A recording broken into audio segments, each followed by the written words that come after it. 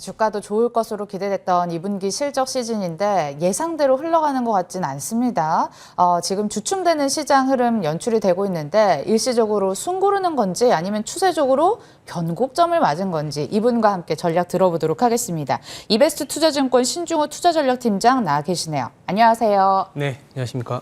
네, 코스피가 오늘도 좀 주춤한 모습을 보이고 있는데 네. 설상가상으로 2분기 거래대금도 급감했다라는 분석들도 나오고 있거든요. 다시 박스권으로 회귀하려는 걸까요? 그러니까 저희 하우스 같은 경우에는 이제 올해 내내 좀 인덱스 시장이 우상향의 모습을 보이기보다 물론 이제 뭐 연초 이후에는 시장이 그래도 연초 대비해서는 뭐 10% 올랐다라고는 하겠지만 실질적으로 일주일 오르고 나서 안 올랐잖아요. 그래서 지루한 박스권이 계속될 수 있다라는 얘기를 드리고 있고요. 그러한 측면에서는 아무래도 이제 주가라는 게 선반영에 대한 논리들이 많이 반영이 되는 것 같아요. 밸류에이션적인 측면은 고려 안 할 수 없는 상황이 연출되다 보니까 이제 뭐 약간 소위 말해서 너무 지루한 장이다 보니까 거래대금도 조금은 빠지는 그런 국면인 것 같고 글로벌리 봐서도 비슷한 것 같아요. 이따가도 이제 미국의 실적 시즌이나 한국의 실적 시즌도 좀 더 말씀을 드릴 수 있을 것 같긴 한데 실적에 대한 기대나 실제 데이터는 굉장히 좋게 나옴에도 불구하고 이미 그런 위험 자산에 대한 포지션들이라고 할 수 있는 수급들이 많이들 주식 자산이나 원유, 구리, 하다못해 유로화와 같은 이제 위험 자산과 관련된 인디케이터에 상당히 많이 자금이 가 있다 보니까 서플라이즈가 더 이상 나오지 않은 상황에서는 좀 지수가 좀 보합권에서 차트도 나오고 있는데 짙은 파란 선이 뭐냐 하면은 아까 말씀드렸던 우리가 흔히 위험 자산이라고 하면은 기름, 원유를 생각할 수 있잖아요. 원유랑 거기다가 이제 구리, 그리고 유로화, 달러화의 반대편에 있는 유로화, 거기다가 이제 주식 자산에 대한 투기 포지션에서 이제 골드나 달러, 네. 더불어서 채권, 그리고 엔화와 같은 안전자산의 비중을 뺀 거예요. 그러면 사실 굉장히 좀 주식을 사면 좋겠다라고 생각되는 부분은 이렇게 짙은 파란 선이 아래에 내려왔을 때죠. 공포심이 굉장히 자극이 되고 그때가 언제냐면은 뭐 아시겠지만 코로나 팬데믹일 때고 그 이전에는 2016년에서 17년 넘어갈 때가 굉장히 쌌었거든요. 근데 거꾸로 지금은 2018년 고점이나 2013년에서 14년 넘어갈 때의 고점, 2011년의 고점하고 비슷한 레벨을 보이고 있기 때문에 그렇다고 해서 주식이 무조건 빠지는 건 아니지만 주식의 상승률 자체가 굉장히 떨어지다 보니까 뭐라 그럴까요? 그냥 우리나라로 따지면 지루한 박스권의 연장선상이 올해 내내 지속이 될 수 있다는 얘기를 드리고 있습니다. 네, 위험자산 선호 양상이 떨어지다 보니까 대형주 자체 관망세가 짙게 펼쳐져 있고 그로 인해 지수도 박스권 양상을 보이고 있는데 이게 또 올해 내내 지속될 가능성까지 얘기를 해주셨습니다. 그 얘기도 해보고 싶습니다. 사실 2분기 어닝 시즌에 대한 기대감이 컸었는데 여전히 실적 시즌을 대하는 그런 분위기가 우호적이진 않은 것 같아요. 분위기도 좀 덜 나는 것도 사실이고요.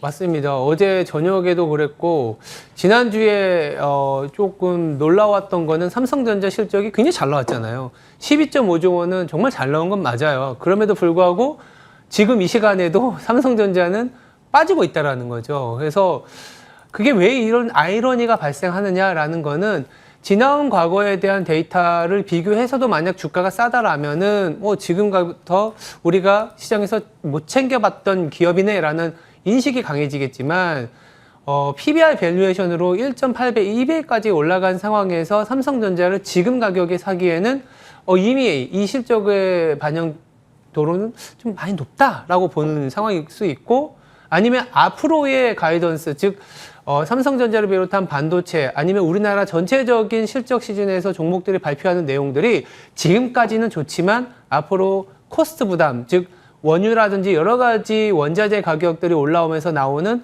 비용 부담에 대한 얘기들, 더불어서 조금씩 이제 글로벌 현상 중에 하나가 소매 판매나 소비가 조금은 둔화되는 모습이 나오고 있거든요.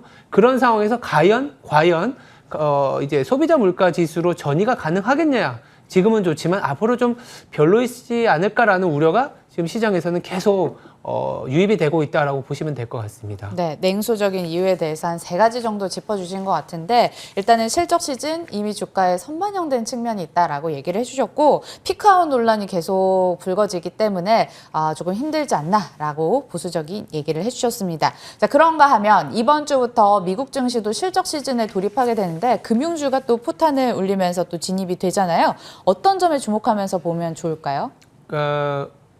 우리나라하고 비슷한 것 같아요. 어저께 저녁에 발표된 미국의 대표적인 은행 금융주가 이제 골드만삭스하고 JP 모건이 발표가 됐는데, 서프라이즈가 나오긴 했어요. 근데 JP 모건의 이제 회장이 어떤 얘기를 했냐면, 경기 개선이라든지 충당금 환입, 작년에 이제 코로나로 인해서 워낙 안 좋은 이슈들이 많으니까 은행 입장에서는 그러니까 대손 충당금을 미리 쌓아놨던 부분들이 있었거든요. 이게 환입이 되면서 놀랄만한 실적을 거뒀다라는 코멘트를 했습니다. 다만 앞으로 이러한 실적 개선세가 유지되기엔 좀 어렵지 않겠냐.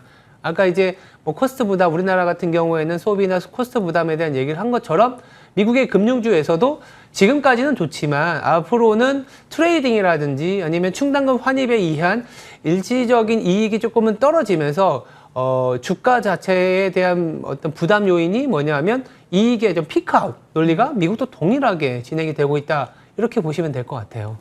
미국 시장도 이익이 뭐 지속될까 말까 여기에 대해서 논란이 있는 것 같고 피크아웃 우려를 해소를 하는 게 굉장히 핵심일 것 같습니다.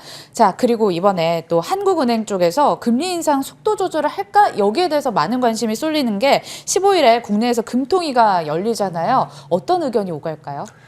저희들도 좀 궁금하긴 해요. 그러니까 델타 변이가 확산이 되고 이번 주부터 뭐 강력한 거의 록다운에 가까운 4단계가 시행이 되다 보니까 한국은행에서도 아니면 이제 약간 매파적인 시각을 갖춘 의원들이 소수 의견이 나올 거라고 기대했는데 안 나오는 거 아니냐 이 정도의 이제 감 조절은 있긴 한데 그럼에도 불구하고 지금 한국은행의 스탠스는 결국 델타 변이 바이러스는 이런 강력한 봉쇄 정책을 취하게 되면 이제 한 달 안에는 또 해소가 될 가능성이 높은 데다가 더불어서 그와는 별도로 부동산이라든지 자산 시장의 왜곡 효과가 너무 크다라는 인식을 하고 있거든요. 그런 부분들을 감안해 보면 소수 의견이 나올 가능성이 저희는 좀 높아 보인다라는 얘기를 드리고 있고요. 소수 의견이라고 하면 뭐냐면 앞으로 우리가 정책적인 정상화가 조금은 진행이 돼야 될 것 같다라는 코멘트를 하시는 분들이 생길 가능성이 높고 그랬을 때는 빠르면 뭐 한두 달 있다가 늦어도 연내로는 금리 인상의 어떤 뭐랄까요 스텝을 밟을 가능성이 높지 않겠냐라는 게 저희들 생각입니다. 네, 뭐 한국은행에서도 이미 금리 인상 가능성에 대해서 시사를 했고요. 한 10월 내지는 11월 정도에 실제로 인상을 하지 않을까라는 무게가 실리고 있다는 점까지 포인트 짚어주셨습니다. 성장주에 대한 투자 전략은 어떨까 싶어요. 자, 이런 상황에서 BBIG 관련 종목들이 좀 돌아가면서 순환매 양상을 보이고 있거든요. 오늘도 네이버가 오르면서 인터넷 종목들이 최근 들어서는 조금 유지를 하고 있고 전략은 어때요? 성장주 위주? 이제 그런 것 같아요. 글로벌 경기의 피크아웃 논리가 워낙 횡행하고 거기다가 실질적으로는 금리에 대한 방향성이 상반기에는 뭐 이런 속도면 미국 10년물 기준으로 뭐 2%까지 가는 거 아니냐라는 우려가 있었고 그에 따라서 성장주가 가치주보다 좀 소위 말하는 언더가 돼 있었는 상황이었는데 실질적으로는 물가의 상승률이 급격하게 이제 어저께 나온 미국의 물가 지표는 서프라이즈하게 보였지만 그 안에 보시면 중고차 가격이 대부분의 어떤 왜곡 효과가 있었기 때문에 미국 내에서도 중고차 가격이 조금씩 빠지고 있어요. GM이나 포드 등이 6월부터 이제 공장을 가동하다 보니까 반도체 쇼티지 영향에서 조금씩 벗어나고 있는 상황이기 때문에 이 물가 상승률에 대한 내지는 물가 압력 때문에 올라갔었던 국채금리의 방향성은 조금은 둔화되지 않겠냐라는 그 정도의 시각이 있는 건 사실입니다. 그러다 보니까 이제 6월 중순부터는 이제 성장주라고 할 수 있는 밸류에이션 좀 높지만 그래도 성장이 희소했을 때 올라갈 수 있는 그런 종목들이 좋았는데 이를테면 뭐 수출 증가율이 5월 이후로 피크아웃 하다 보니까 6월에 드라마틱하게 나타났던 현상이 카카오하고 네이버가 급등을 했었던 사이클이었거든요. 뭐 네카오장이었잖아요. 6월은 그러니까 네카오장이 나타났던 거는 이제 수출 증가율이 이렇게 계속 올라갈 때보다는 좀 내려갈 때의 형상이라고 보시면 되는데 저는 약간 부담스러운 게 그래도 밸류에이션을 봐야 된다라는 얘기를 들어요. 카카오 기준으로는 PSR이 10배거든요. 그래서 과거에 이렇게 PSR이 뭐 9배, 10배 넘었었던 종목들의 향후 5년 내의 어떤 주가를 보면은 처참했습니다. 물론 카카오 같은 경우에는 다른 비즈니스 모델을 갖고 있고 더불어서 우리나라의 어떤 생태계를 또 잠식해 갈 수 있는 무궁무진한 그런 뭐 잠재를 갖고 있긴 하지만 그래도 PSR이 너무 높다라는 그 인식은 좀 가져야 될 것 같고요. 이런 상황에서 이제 성장주에 대한 얘기를 하다 보니까 자연스럽게 이런 카카오나 네이버가 급등했을 때의 특징은 앞으로 성장이 희소해진다. 그래서 성장주를 사는 거는 맞는 것 같아요. 다만 상대적으로 좀 그동안 못 움직였었던 성장주에 뭐 저희들 같은 경우에는 중소형주에서 그런 걸 좀 찾아보자라는 얘기를 많이 드리고 있거든요. 그래서 대형 성장주보다 오히려 중소형주 중에서 성장주를 찾는 게 괜찮은 방법이지 않겠냐라는 얘기를 좀 드리고 있습니다. 시간만 허락된다면 중소형 성장주 안에서 덜 오른 종목도 한번 추적을 해보고 싶은데 이 질문이 보다 더 핵심일 것 같아서 한번 여쭤보도록 하겠습니다. 지금 구간 투자 전략이 뭐가 제일 중요한지 그리고 주목할 업종이나 종목이 있으면 또 알려주세요.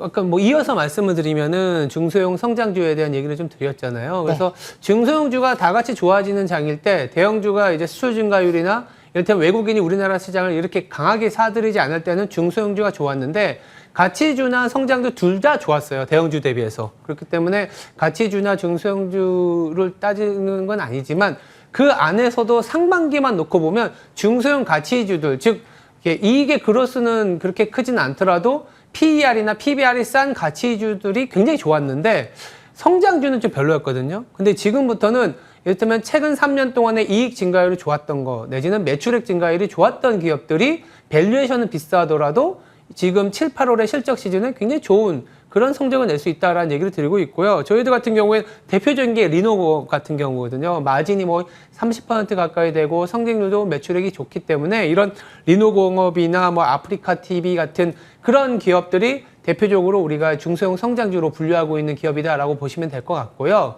또 하나 이제 시간이 남게 되면 말씀드리고 싶은 게 지주사 컨셉도 저희는 좀 보고 있어요. 왜냐하면 지주사가 아시겠지만 자회사 가치에 의한 주가 상승을 기대하는 종목군들입니다. 근데 자회사가 실적이 좋아질 때 굳이 지주사를 사진 않아요. 뭐 SK 하이닉스가 좋으면 SK 하이닉스를 사지 왜 SK를 삽니까? 그래서 SK 사기보다는 SK 하이닉스를 사는데 이제 이렇게 시장이 박스권에 갇히거나 뭔가 당장 부러지진 않는데 상대적으로 이제 밸류에이션이 조금 남아있거나 아직은 좀 가치가 반영이 안 된 그런 컨셉이 뭐지라고 보면 최근 섹터별로 다 움직였기 때문에 지주사를 좀 볼 필요가 있지 않겠냐라는 얘기를 드리고 있고요. 뭐 SK 같은 경우에 저희 하우스에서도 조금은 탑픽으로 제시해드리는 이유가 거리가 있어야 되거든요.